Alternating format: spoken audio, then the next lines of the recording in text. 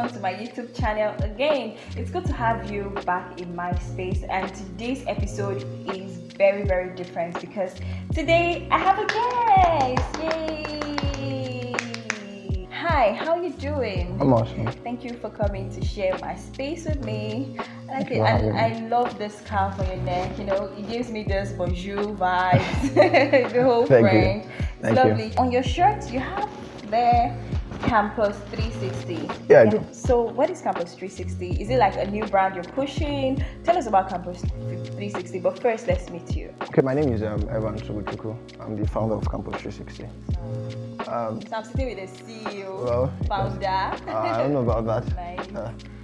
Okay, Kampus 360 is a freelance platform for young persons, but with the spotlight on the graduates. That's like the main focus for us. That's our target audience, but not leaving out graduates. The point here is we're trying to create a platform that caters for young persons at that level. So you're in school and you're able to, one, learn the skill, as well as have access to potential employers. So the platform balances both the part where you learn your skill and also connect you with potential employers of labor. Nice. That's brilliant. So what inspired Kampus 360? It's a new idea. Okay, I'm not sure if it's a new idea. I feel there are other platforms doing that.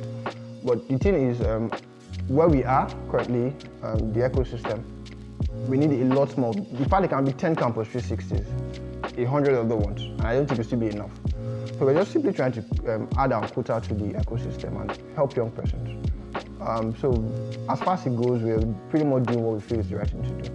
So what inspired Kampus 360 were pretty much 3 cardinal points in my life. Number one, I went to a private university, and mobility wasn't a thing for us. We were pretty much restricted to an environment for a couple of months every time we resumed to school. So it also meant that the kind of businesses we could do had to be pretty much online, because if we're going to do buying and selling, how would you get your goods? Do you understand? So it was, I don't think Jumia was a thing then while I was in school. So it was very hard. The supply chain distribution channels were pretty much difficult for folks in private schools. So I was pretty much fortunate to actually stumble on Fiverr. And on Fiverr, I worked as a human resource analyst, as well as a programmer. So that was like my first encounter with remote work. So that inspired what I'm doing now. There were certain issues that African developers faced, or African remote workers in general, freelancers, especially with the payment processes part. It was somewhat difficult, depending on the volume of the transaction, or how much we're going to get paid. I don't know if that was a thing for PayPal, but it was difficult for us to actually get money owed to us, pretty much. And when we do a transaction for a client, it should take a couple of days, sometimes weeks, to get what we're owed. So that was the person that inspired me to do something for Nigerians and Africans at large, where you're on a freelance platform and the payment processes part isn't exactly a hassle to get your money. That's the first thing. The other one was the fact that literally everyone that went to a tertiary institution in Nigeria had one of those lecturers that told them while they were in school, they had companies come over to poach high flyers. And we're trying to replicate that in exactly what happened in the 70s and 80s, but on a different level, using what you're familiar with, the internet. So that's what we're trying to replicate. That's also what inspired Kampus 360. That's awesome. So what you're trying to achieve with Kampus 360 is to create a platform for undergraduates in focus, and then graduates, of course, where they can exchange their skills for money, something like a Fiverr, but now it's more narrowed down to students. Pretty much, yes. Pretty much. So now, while you were talking, you mentioned some other platforms. You mentioned Fiverr and some others. So it shows that there are platforms doing this. Yes. Aren't you scared of competition? How do you intend to carve a very distinct niche for yourself? Okay, again, I'm going to have to go back to the ecosystem, Nigerian tech ecosystem. We're still evolving. We're not yet there yet. For instance, Fiverr has over 3.2 million users.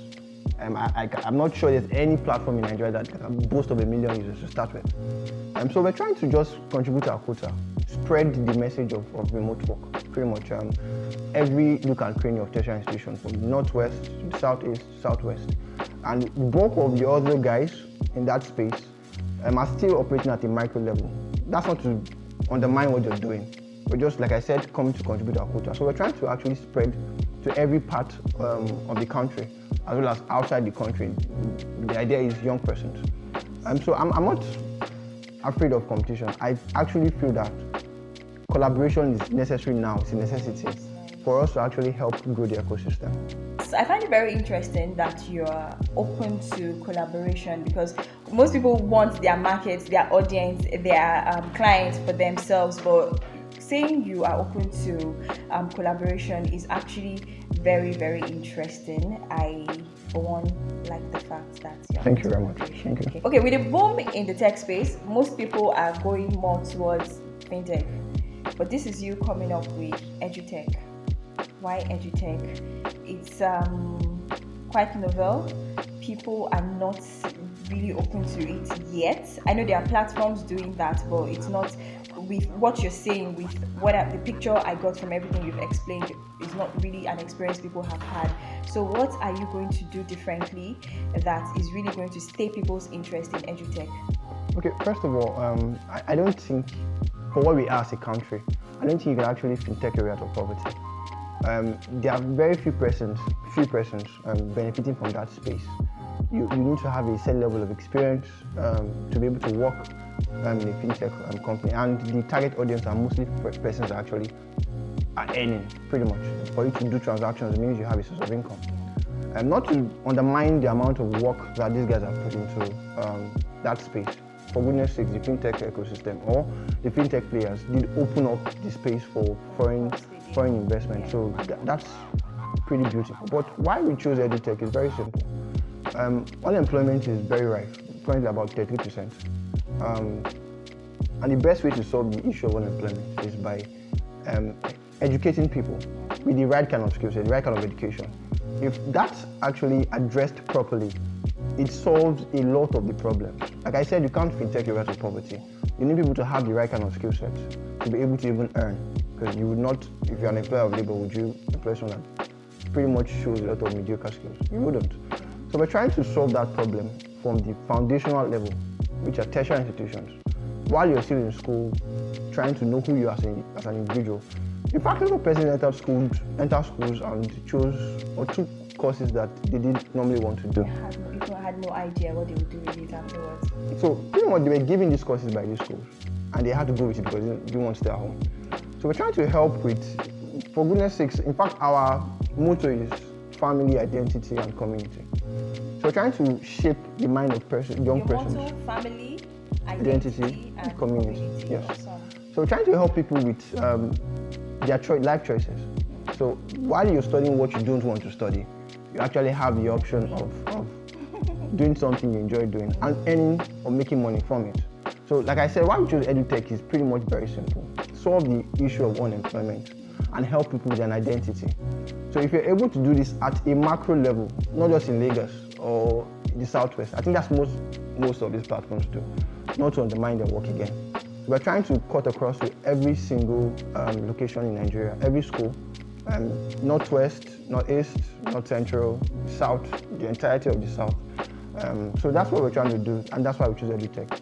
And again, it might not seem like the popular choice, but we chose that because this is a real problem that needs to be solved. Yeah. And I don't think the government alone can actually do that. You need the private ecosystem or the private institutions to actually jump into that space. That's what we're trying to do, and that's why we chose EduTech. Nice. Okay, so you've mentioned that you're not just narrowing it down to Lagos, you're not narrowing it down alone to the Northwest. You want to expand. So what are your expansion plans? How do you plan on? Okay, the thing is, we're going to collaborate with most of the SUG presidents. Okay. It's going to be very family-like, in my put it that way. It's not going to look like company students. No. We're all young persons in Campus. Everyone, in fact, both of my programmers are actually students. So it's a family thing. We're doing something that they want. So we're going to collaborate with the bulk of these guys. We don't have to be there physically. We already have a couple of them already on our team. So that's the idea for expansion within Nigeria. We're looking at that for the next 2 years. Okay, so now Campus 360 is is a startup. Yes, it is. So what are your plans for financing? Are you going to be bootstrapping, or you have plans of onboarding investors?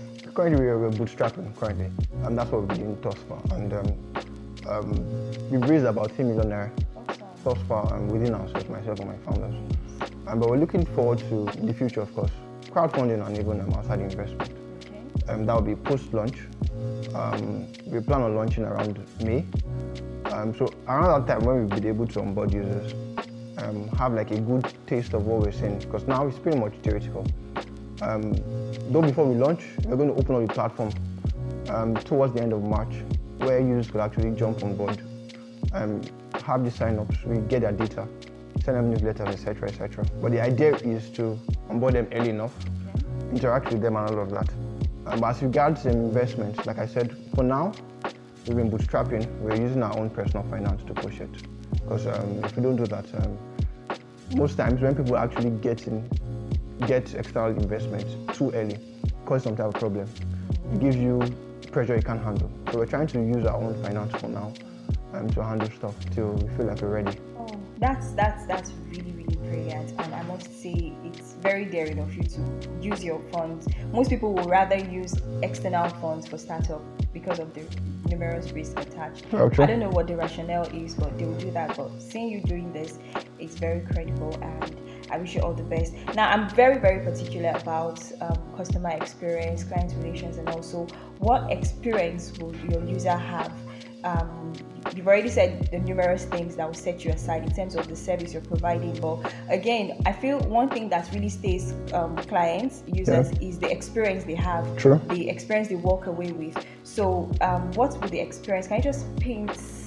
Okay, part of what I did experience when I used to use Fiverr was the fact that for newbies, people who have learned skill sets or are just new to the platform, it was very difficult for them to have visibility. What you would say when you enter such platforms is that pretty much experienced freelancers get the bulk of that visibility. So, for instance, if you're a potential client, you won't be able to see my work because I'm new to Fiverr. So, the platform, our platform, Kampus 360, will be such that for newbies or people that they're just getting their skill sets, the algorithm will be such that they would also get visibility, which is very important. Because if that's not properly addressed, it's going to be very difficult for persons that also learn skill sets to actually get jobs or gigs.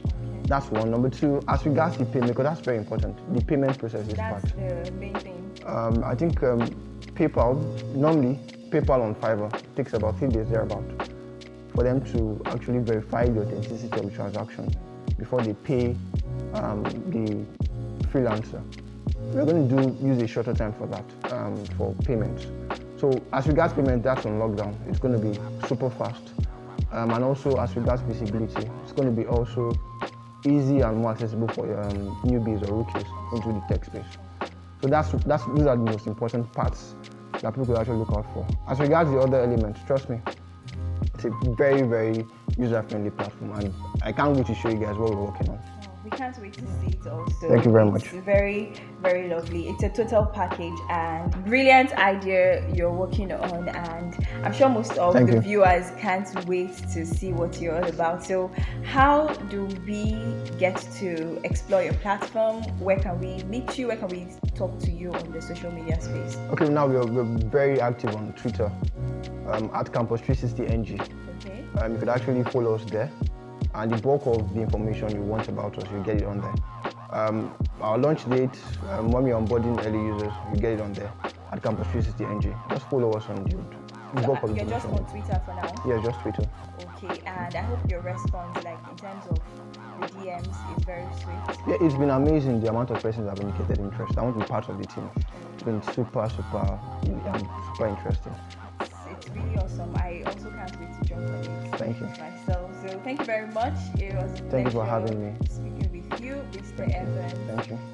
There you have it, guys. My guest today is not just intelligent, he is also very, very, very innovative. So I can tell you for sure that Kampus 360 is an experience for you to look forward to. I'm sure you're going to experience it, and because my experience promises to be awesome, and from what you heard, the response is going to be swift. The user experience in its entirety is going to be really awesome. So this is something that you should jump on. So that's it for today, guys. I hope to see you on my next episode. Ciao.